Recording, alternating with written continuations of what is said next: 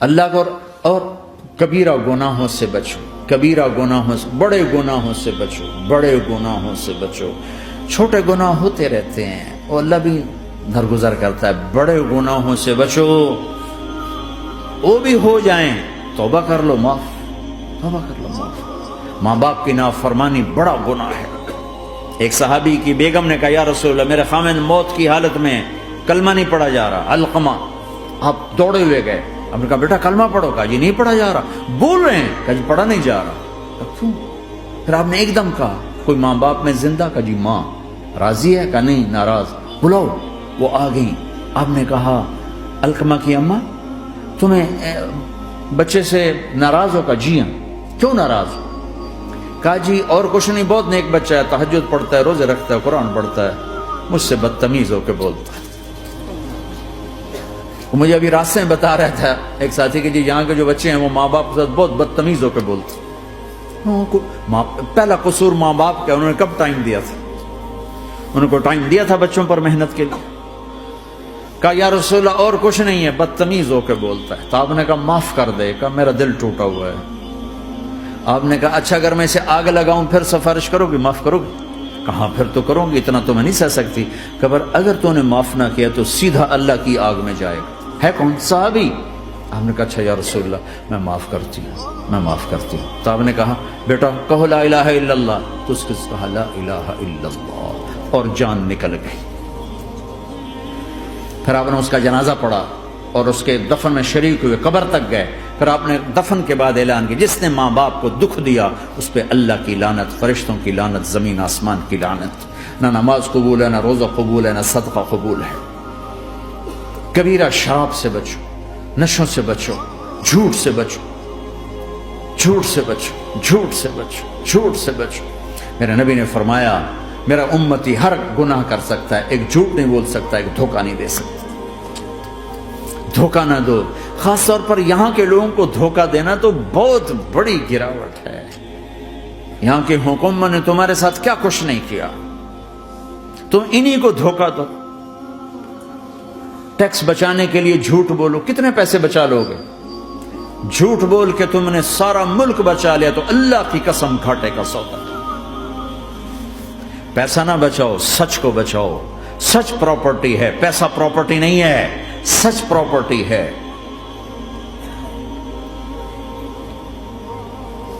ہمارے ملکوں میں تو لوگ ٹیکس نہیں دیتے کہ حکومتیں کچھ لگاتی ہیں کچھ کھا جاتی ہیں، یہاں تو سارا تم پہ لگاتے ہیں۔ کیوں جھوٹ بولتے ہو؟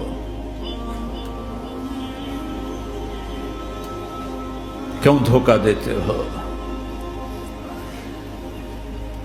احسان دانش کی کتاب زندگی میں ایک واقعہ میں نے پڑھا کہ جب انگریز کی حکومت تھی ہندوستان پہ تو ایک دلی میں ایک گرو تھا جو جیب کترا تھا، اس کے آگے چیلے تھے جو جیب کاٹ کے کمائی دیتے تھے۔ تو ایک دن ایک اس کا چیلا یعنی ایک لڑکا 2 روپے لے کر آیا، تو اس کے ٹیچر نے اس کو ڈانٹا کہ اتنے تھوڑے پیسے آج لائے ہو، صرف 2 روپے۔ تو اس نے کہا استاد جی آج بڑا موٹا مال پکڑا تھا، آج ایک انگریز کی جیب کاٹی تھی، بڑے پیسے تھے۔ لیکن جب میں 4 قدم چلا تو مجھے خیال آیا کہ اگر قیامت کے دن عیسیٰ علیہ السلام نے میرے نبی کو تانا دے دیا، گلہ دے دیا کہ آپ کے امتی نے میرے امتی کی جیب کاٹی تھی، تو پھر میں اپنے نبی کو کیا جواب دوں گا؟ اور میرا نبی میری وجہ سے شرمندہ ہو کہ بس اس شرم میں جا کر میں نے اس کو واپس دے دیے اور یہ اپنے کے 2 روپے کھسکا کے لایا ہوں۔ تو وہ گرو نے اس کو 10 روپے انعام دیا کہ بیٹا یہ تیرا آج کا انعام ہے کہ تو نے خوب کیا۔ تو تمہارا ان لوگوں سے واسطہ ہے، عیسیٰ علیہ السلام تانا دے بیٹھے تو کدھر جاؤ؟ جھوٹ نہ بولو چاہے سب کچھ دینا پڑ جائے، جھوٹ بول کے پیسہ نہ بچاؤ، دھوکہ دے کے کاغذات نہ بناؤ۔ یہاں کی لڑکیوں سے اس لیے شادی کرنا کہ میرے کاغذات بن جائیں، اللہ کے واسطے ایسی ذلت کے کام نہ کرو۔ میرے نبی نے فرمایا جس نے دھوکہ دیا میری امت سے نکل گیا۔ نماز چھوڑنے پر کہا اس نے کفر کیا، جس نے نماز چھوڑی کفر کیا، اور جس نے دھوکہ دیا میری امت سے نکل گیا۔ من غش فلیس منا۔ جھوٹ نہ بولو، دھوکہ نہ دو، سب کچھ چلا جائے جانے دو، سچ کا ساتھ نہ، سچ کا ساتھ۔ ابن خراش رحمۃ اللہ علیہ کے بارے میں مشہور تھا، زندگی بھر کبھی جھوٹ نہیں بولا۔ حجاج کا زمانہ، ان کے 2 بیٹے حجاج کے خلاف جنگ میں شریک ہو گئے، پھر ان کو شکست ہوگی، وہ بھاگ گئے، پھر چھپتے چھپاتے گھر پہنچ گئے۔ سی آئی ڈی نے بتایا کہ وہ گھر آ گئے، تو حجاج نے کہا آج ابن خراش کا امتحان لوں گا۔ ان کو بلا لیا، کہنے لگا ابن خراش، وہ تیرے 2 بیٹے ہمارے خلاف جنگ میں شریک ہوئے تھے، وہ پہ بھاگ گئے تھے، ان کی کوئی خبر ہے کہاں ہے؟ تو انہوں نے مسکرا کر فرمایا کہ حجاج، زندگی موت تو اللہ کے ہاتھ میں، گھر آ چکے ہیں، گھر میں ہیں، ابھی نہیں چھوڑ کے آیا ہوں۔ تو حجاج نے کہا تیرے سچ پر تیرے بیٹے تجھے ہدیہ کرتا ہوں، اگر تو جھوٹ بولتا تیرا سر بھی اڑا دیتا، تیرے بچوں کا سر بھی اڑا دیتا، تیرے سچ پہ تجھے تیرے بیٹے تحفہ دیتا۔ مسلمان جھوٹ نہیں بولتا، چند پاؤنڈ کی خاطر تم کاغذات میں ہیرا پھیری کرو، ڈرو اس دن سے جس دن اللہ کے سامنے کھڑا ہونا ہے۔ یہاں کے پیپر بنانے کے لیے یہاں کی لڑکیوں کو دھوکہ دو، ڈرو اس دن سے جس دن اللہ کے سامنے کھڑے ہونا ہوگا۔ عیسیٰ علیہ السلام کا تانا اگر گلا آ گیا نبی کو تو کدھر جاؤ گے؟ سچ کے ساتھی بنو، سچ کے ساتھی بنو، سچ کے ساتھی بنو۔ ٹیکس دینا پڑے دو، دینو، تم پہ خرچ ہوتا ہے۔ ایک طرف 4 پیسے ہیں، ایک طرف سچ ہے، کب مسلمان سچ بولتا، جھوٹ نہیں بولتا۔ ایک دفعہ سہارنپور میں جھگڑا ہو گیا، ایک جگہ تھی ہندوؤں کی، مسلمانوں نے قبضہ کیا ہوا تھا، تو ہندوؤں نے کیس کر دیا، انگریز کا زمانہ تھا، عدالت، وہ مسجد بنانا چاہتے تھے، ہندو مندر بنانا چاہتے تھے، تو دونوں طرف بات تپی ہوئی، تو آخر وہ جج نے کہا بھائی کوئی ایسا آدمی ہے، ہندوؤں سے کہا، جو گواہی دے دے تو اس کی گواہی تم قبول کر لو گے؟ اور مسلمانوں سے بھی پوچھا، تو ہندوؤں نے کہا جی ہاں، مفتی مظفر حسین صاحب اگر گواہی دے دیں کہ زمین مسلمانوں کی ہے تو ہم دے دیں گے۔ تو مسلمان بڑے خوش ہو گئے، مفتی مظفر تو آخر مسلمان ہے تو ہمارے حق میں گواہی دے گا، تھا ان کا قبضہ ناجائز۔ تو جب وہ عدالت میں تشریف لائے، مسلمان بڑے اطمینان کا، ہوں جناب ساڑھے حق فیصلہ ہونا ہے، چونکہ آج کل صرف سچ کو کون دیکھتا ہے۔ تو انگریز جج نے پوچھا ہاں جی مفتی صاحب آپ کیا کہتے ہیں؟ فرمانے لگے دیکھو جج صاحب، یہ زمین ہندوؤں کی ہے اور مسلمانوں نے قبضہ کیا۔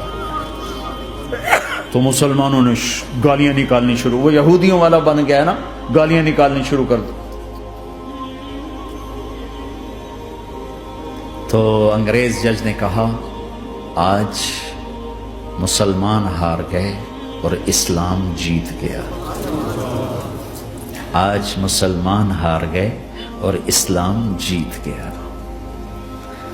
اپنی ہار مان کے اسلام کو جتاتا، سچ بول کے اسلام کو جتاتا، جھوٹ کے ساتھی نہ بنو، سچ کے ساتھی، جھوٹ کے کاغذ بنا کر کوئی بینیفٹ حاصل نہ کرو۔ میں نیوزی لینڈ گیا، میں حیران ہو گیا، 1 ہفتہ میں رہا، ڈپریشن کا شکار رہا کہ مجھے بتایا گیا کہ پورے نیوزی لینڈ میں ایک آدمی جھوٹ نہیں بولتا سوائے پاکستانیوں کے، بنگالیوں کے اور انڈین۔ جو بنگالی، جو پاکستانی، جو انڈین پہنچے یہ جھوٹ بولتے ہیں، ہیرا پھیری کرتے ہیں، ان میں ایک آدمی جھوٹ نہیں بولتا۔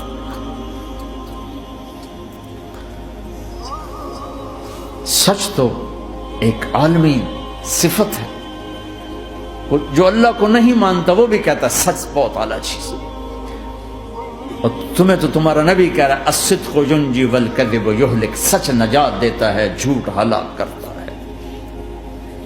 آپ تشریف لے جا رہے تھے، آپ کو آواز آئی یا رسول اللہ، آپ نے ادھر ادھر دیکھا، کوئی نظر نہیں آیا، پھر آواز آئی یا رسول اللہ، پھر آپ نے دیکھا تو ایک ہرنی آپ کو پکار رہی تھی، ہرنی، وہ بندھی ہوئی رسی کے ساتھ۔ تو آپ اس کے قریب گئے، کیا ہوا؟ کہیں آپ کا ساتھی مجھے پکڑ کے لایا ہے، میرے چھوٹے چھوٹے بچے ہیں، بھوک سے وہ تڑپ رہے ہوں گے، آپ مجھے چھوڑ دیں، میں ان کو دودھ پلا کے واپس آ جاتا ہوں۔ اب وہ پرائی چیز ہے، تو آپ نے کہا اگر تو واپس نہ آئی تو پھر؟ کہ اگر میں واپس نہ آئی تو اللہ مجھے آگ میں ڈال دے، جہنم۔ تو آپ نے اس کی رسی کھول دی اور خود وہیں بیٹھ گئے۔ وہ دوڑتے دوڑتے پہاڑوں میں غائب ہو گئے اور آپ وہیں بیٹھے رہے۔